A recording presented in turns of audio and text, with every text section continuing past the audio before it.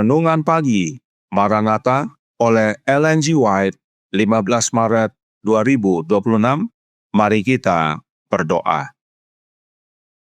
Bapa kami yang di sorga, Allah pencipta langit dan bumi, laut dan segala isinya, Allah yang maha besar, maha kuasa, sumber segalanya, yang kami sembah selalu melalui anak-Mu yang tunggal, Yesus Kristus. Terpujilah Yesus, anak Allah yang maha tinggi, yang adalah satu-satunya jalan dan kebenaran dan hidup bagi kami.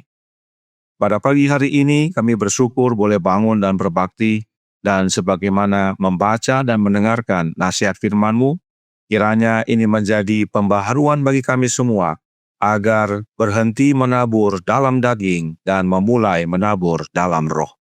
Beserta kami sepanjang perbaktian ini kehendak-Mu yang jadi, ampun kami akan dosa dan salah, karena kami berdoa hanya dalam nama anak Allah yang tunggal, Yesus Kristus, yang adalah Tuhan dan Juru Selamat kami.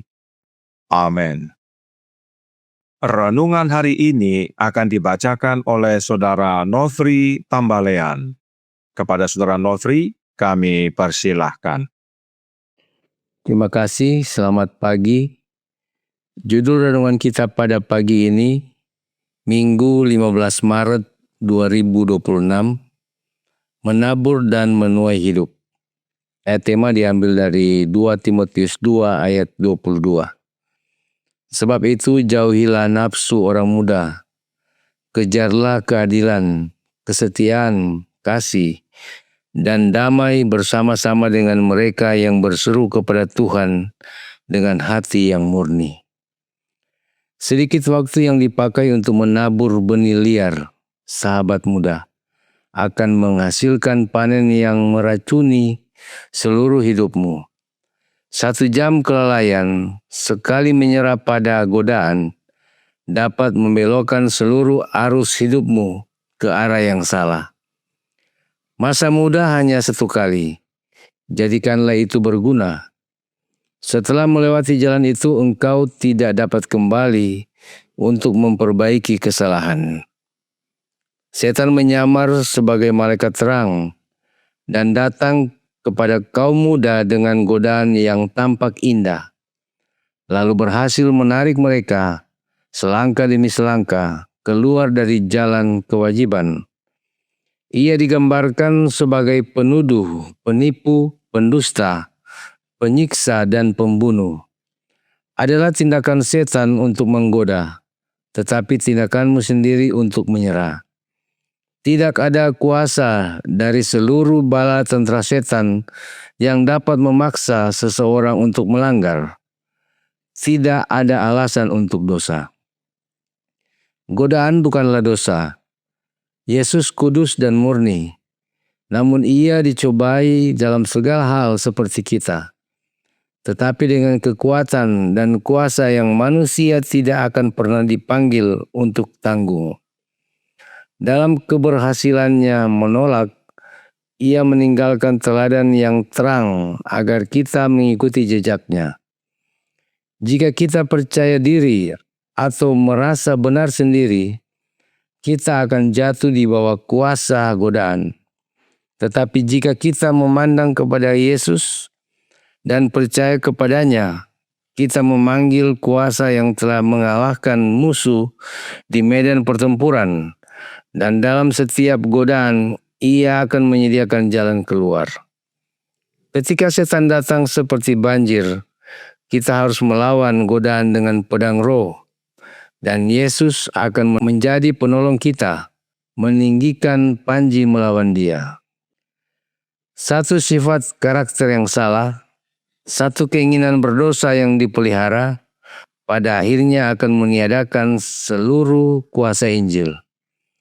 Rasa sakit karena kewajiban dan kesenangan dosa adalah tali yang dipakai iblis untuk menjerat manusia. Mereka yang lebih rela mati daripada melakukan suatu tindakan salah adalah satu-satunya yang akan ditemukan setia. Kaum muda dapat memiliki prinsip yang begitu teguh, sehingga godaan paling kuat dari iblis pun tidak akan mampu menarik mereka dari kesetiaan. Demikian bacaan renungan kita pada pagi ini. Tuhan Yesus memberkati. Terima kasih atas penata layanan Saudara Nofri. Tuhan Yesus memberkati. Selamat pagi saudaraku dalam Tuhan. Yesus sering mengajar dalam bentuk perumpamaan, dan salah satunya adalah tentang menabur dan menuai. Salah satu prinsip menabur dan menuai adalah yang berikut ini dalam Education halaman 108 paragraf 2. Hasil panen membuktikan apa yang telah ditabur. Di sini kepura-puraan tidak ditoleransi. Artinya, apa yang ditabur itulah yang dituai. Jika kita menanam biji mangga, maka yang akan tumbuh pohon mangga dan akan menghasilkan buah mangga. Tidak ada yang pura-pura jadi pohon mangga dan menghasilkan buah mangga yang pura-pura. Itu sebabnya dalam halaman selanjutnya, Roh Nubuat berkata dalam halaman 109 paragraf 1. Panen adalah reproduksi dari benih yang ditabur. Setiap benih menghasilkan buah sesuai jenisnya. Inilah prinsip yang Allah telah tetapkan saat penciptaan. Pohon nangka pasti menghasilkan buah nangka. Pohon nangka tidak akan memproduksi buah yang pura-pura nangka, tetapi sesungguhnya nangka. Demikian juga sapi akan menghasilkan anak sapi yang sesungguhnya, bukan yang pura-pura jadi anak sapi. Prinsip ini Yesus ajarkan melalui perumpamaan menabur dan menuai. Itu sebabnya Paulus berkata dalam Galatia 6 ayat 7 dan 8. Jangan sesat, Allah tidak membiarkan dirinya dipermainkan, karena apa yang ditabur orang itu juga yang akan dituainya. Sebab barang siapa menabur dalam dagingnya, ia akan menuai kebinasaan dari dagingnya. Tetapi barang siapa menabur dalam roh, ia akan menuai hidup yang kekal dari roh itu. Mustahil bagi kita untuk menabur dalam daging, tetapi menuai hidup yang kekal. Sebab apa yang ditabur, itulah yang dituai. Apa yang ditabur tidak mungkin berbeda dengan yang dituai. Nah, apakah maksudnya menabur dalam daging? Reviewing Herald tanggal 5 Mei tahun 1861 paragraf 2 berkata, apakah artinya menabur dalam dagingnya? Artinya mengikuti keinginan dan kecenderungan hati kita sendiri. Apapun pengakuan iman kita, jika kita melayani diri sendiri dan bukan Allah, kita sedang menabur dalam daging. Kehidupan Kristen adalah kehidupan penyangkalan diri dan memikul salib. Sekarang, apa yang kita perlukan untuk menabur hidup? Sebab kita tidak punya hidup untuk ditabur. Kita perlu bantuan, yaitu dari Dia yang punya hidup. Alkitab berkata dalam 1 Yohanes 5 ayat 11 dan 12. Dan inilah kesaksian itu, Allah telah mengaruniakan hidup yang kekal kepada kita, dan hidup itu ada di dalam Anak-Nya. Barang siapa memiliki anak, ia memiliki hidup. Barang siapa tidak memiliki anak, ia tidak memiliki hidup. Artinya, untuk menabur hidup, kita perlu Yesus. Sebab Yesus itulah hidup yang kekal. Kita perlu Yesus menabur hidup dalam diri kita, agar hidup Yesus bertumbuh dalam diri kita, dan akhirnya kita menuai hidup, yaitu hidup yang kekal. Bagaimana caranya?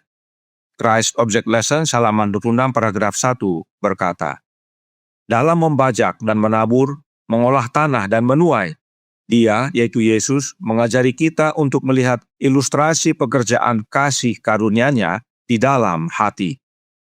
Jadi, proses menabur dan menuai dalam hati kita adalah pekerjaan kasih karunia Kristus. Sekarang, apakah kasih karunia Kristus tersebut? Counsels for the Church halaman 48 paragraf 5 berkata, mereka harus memiliki kasih karunia-Nya, Roh Kristus, untuk menolong kelemahan mereka, atau mereka tidak dapat membentuk karakter Kristen. Yesus senang jika kita datang kepadanya apa adanya, berdosa, tak berdaya, dan bergantung. Kasih karunia Kristus adalah rohnya Kristus itu sendiri. Jadi, pekerjaan menabur dan menuai adalah pekerjaan roh Kristus dalam hati kita. Dan itulah hidup. Sebab, The Desire of Ages halaman 805 paragraf 3 berkata, pemberian roh adalah pemberian hidup Kristus. Ini semua bukan pekerjaan kita, sebab kita tidak punya hidup. Karenanya untuk menabur hidup, agar menuai hidup, kita perlu Yesus dan Yesus yang kerjakan. Yang menabur hidup dalam hidup kita adalah Yesus, yaitu hidupnya oleh pemberian rohnya Yesus dalam hati kita, maka kita dapat bertumbuh dalam Yesus dan akan menuai hidup, yaitu hidup yang kekal. Dan hidup yang ditabur tersebut adalah karakternya Yesus, agar karakter Kristus nyata dalam kehidupan kita. Oleh sebab itu, renungan pagi hari ini berkata dalam Maranatha, halaman 82, paragraf 5. Satu sifat karakter yang salah, satu keinginan berdosa yang dipelihara, pada akhirnya akan meniadakan seluruh kuasa Injil.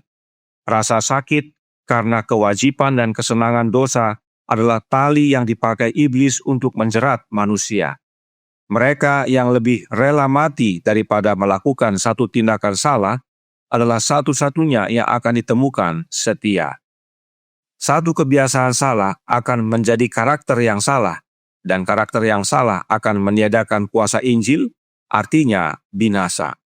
Itu sebabnya kita perlu hidupnya Yesus, yaitu rohnya, agar karakter yang benar menjadi bagian kita, dan karakter benar itu adalah karakter yang sempurna, dan karakter yang sempurna yang melayakkan kita mewarisi kerajaan sorga. Oleh sebab itu, Roh Nubuat berkata dalam The Review and Herald tanggal 11 Juni, tahun 1889, paragraf 8. Kita harus mencapai kesempurnaan karakter atau kita tidak akan pernah mewarisi kerajaan sorga. Karenanya, mulailah hari ini, masing-masing kita berhenti menabur dalam daging dan memulai menabur dalam roh, yaitu rohnya Kristus, agar pada akhirnya kita dapat menuai hidup, dan itu semua adalah pekerjaan Kristus dalam hati kita. Tuhan memberkati, saya bawa dalam nama Yesus.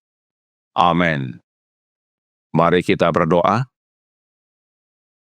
Bapa kami yang di sorga, Allah pencipta langit dan bumi, laut dan segala isinya, Allah yang maha besar, maha kuasa, sumber segalanya, yang kami sembah selalu melalui anak-Mu yang tunggal, Yesus Kristus.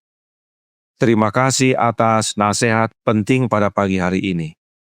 Untuk kami berhenti menabur dalam daging, karena itu berbuahkan kebinasaan, tetapi kami menabur dalam roh, yaitu hidupnya Yesus, agar kami dapat menuai hidup.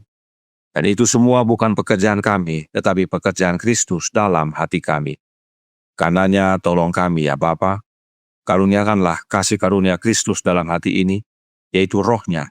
Sebab hanya oleh menerima kehadiran rohnya Kristus, itulah wujud menabur hidup, dan sebagaimana kami izinkan Yesus bekerja dalam hati kami, mengubahkan kami, pada akhirnya kami akan menuai hidup, dan yang menuai pun adalah Yesus. Sehingga pada akhirnya kami dapat mewarisi kerajaan sorga. Beserta kami sepanjang hari ini kehendak-Mu yang jadi, ampun kami akan dosa dan salah, karena kami berdoa hanya dalam nama Anak Allah yang tunggal, Yesus Kristus, yang adalah Tuhan dan Juru Selamat kami. Amin.